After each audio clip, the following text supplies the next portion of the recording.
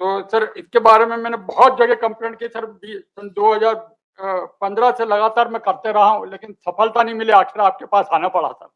Sir करीब करीब 50 पन्नों के डॉक्यूमेंट के साथ भेजा, लेकिन वहां से भी कोई सन 2020, 2015 और 2024 में कोई एक्शन ही नहीं लिया गया सर।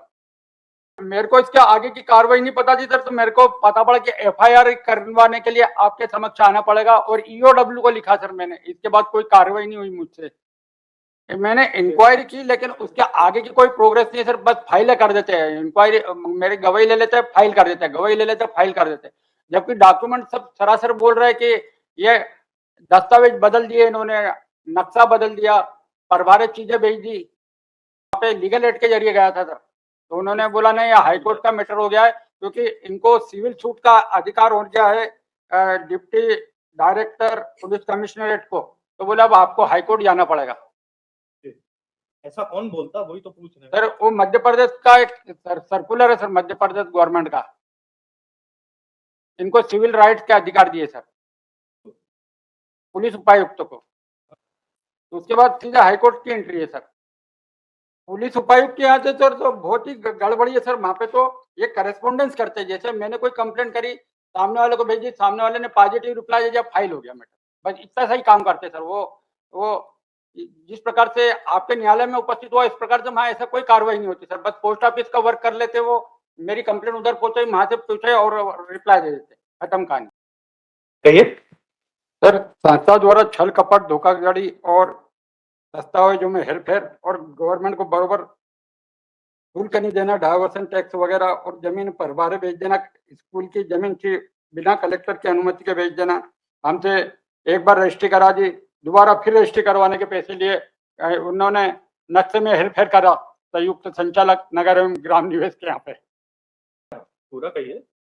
तो सर इसके बारे में मैंने बहुत जगह कंप्लेंट की सर। सन 2015 से लगातार मैं करते रहा हूँ, लेकिन सफलता नहीं मिली। आखिर आपके पास आना पड़ा सर,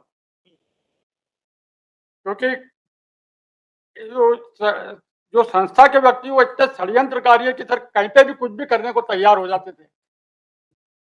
और दसुड़िया थाने में भी शिकायत लिखी, तो उन्होंने ऊपर के ऊपर परिवारें निपटा दी। अतिरिक्त पुलिस उपायुक्त को लिखा, तो वहां पे कोई निकाल नहीं निकला सर। तो आर्थिक अपराध ब्यूरो को पूरे डॉक्यूमेंट के साथ मैंने सब चीजें भेजी सर। करीब करीब 50 पन्नों के डॉक्यूमेंट के साथ भेजा, लेकिन वहां से भी कोई सन 2020, 2015 और 2024 में कोई एक्शन ही नहीं लिया गया सर। देखिए, कोई रिपोर्ट है 7/11/2022 की अतिरिक्त पुलिस उपायुक्त की। इसमें तो लिखा है कि आपने जो कंप्लेंट की थी वो सिद्ध नहीं पाई गई है। सर ये वहां पे सब ये षड्यंत्रकारी है सर, बिल्कुल डॉक्यूमेंट। और ऐसा आदेश हुआ है कि नहीं हुआ है? ऐसा आदेश हुआ है ना? ये मैंने लगाया ना सर आपके लिए। इस आदेश के विरुद्ध आपने क्या किया है? या मेरे को इसके आगे की कार्रवाई नहीं पता थी सर, तो मेरे को पता पड़ा कि एफआईआर करवाने के लिए आपके समक्ष आना पड़ेगा, और ईओडब्ल्यू को लिखा सर मैंने। इसके बाद कोई कार्रवाई नहीं हुई मुझसे। ईओडब्ल्यू को मैंने जरूर लिखा सर, लेटेस्ट पेज नंबर 10 है।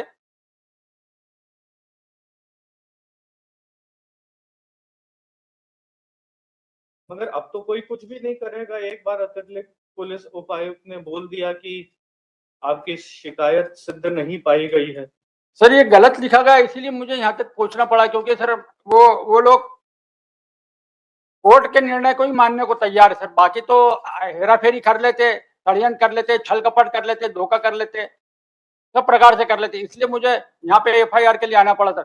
ईओबीडब्ल्यू ने भी 2 बार फाइल कर दिया सर, आर्थिक अपराध ब्यूरो भोपाल ने।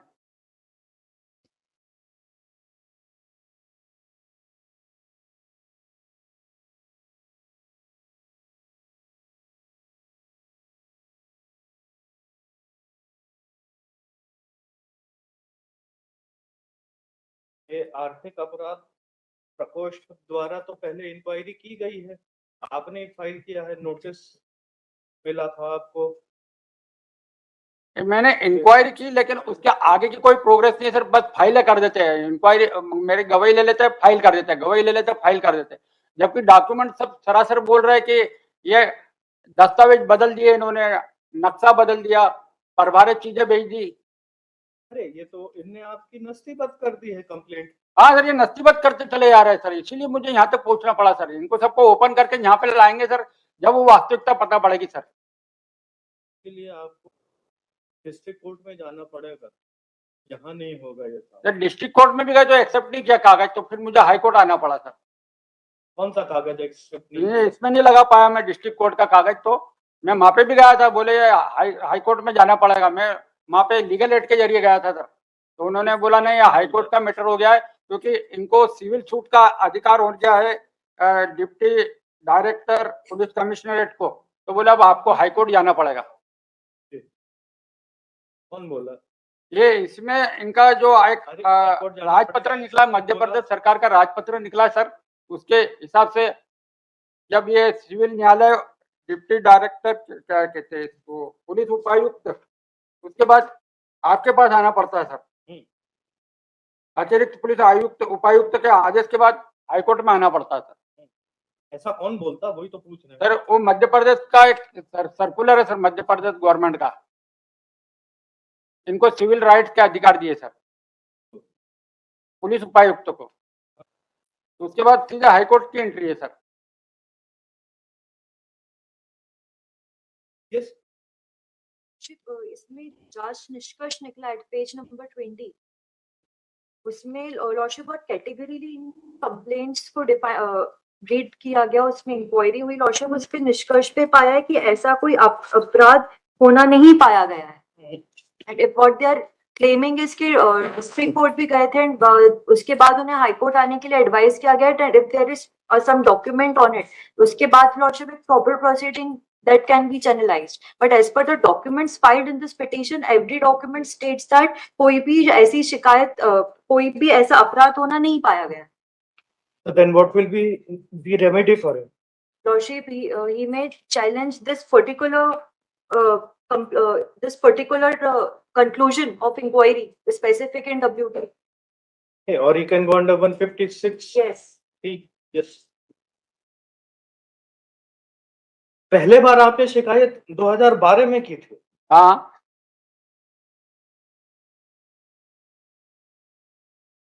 पुलिस उपायुक्त के यहाँ से सर तो बहुत ही गड़बड़ी है सर। वहां पे तो ये करस्पॉन्डेंस करते हैं, जैसे मैंने कोई कंप्लेंट करी, सामने वाले को भेजी, सामने वाले ने पॉजिटिव रिप्लाई दिया, फाइल हो गया मैटर, बस इतना सही काम करते सर। वो जिस प्रकार से आपके न्यायालय में उपस्थित हुआ, इस प्रकार से वहाँ ऐसा कोई कार्रवाई नहीं होती सर। बस पोस्ट ऑफिस का वर्क कर लेते, वो मेरी कंप्लेंट उधर पहुंचे, वहां से पूछे और रिप्लाई दे देते, खत्म कहानी। ठीक है, देखता हूँ।